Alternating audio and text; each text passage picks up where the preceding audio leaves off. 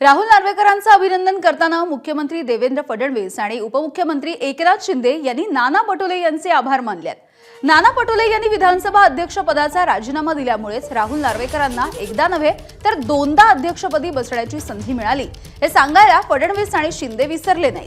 राज्यामध्ये घडलेल्या सत्तांतरासाठी नाना पटोलेंचा अध्यक्षपदाचा राजीनामा ही महत्त्वाची घडामोड मानली जाते। राहुल नार्वेकरांच्या अभिनंदनाच्या निमित्तानं आज त्याची ओझरती उजळणी झाली आहे।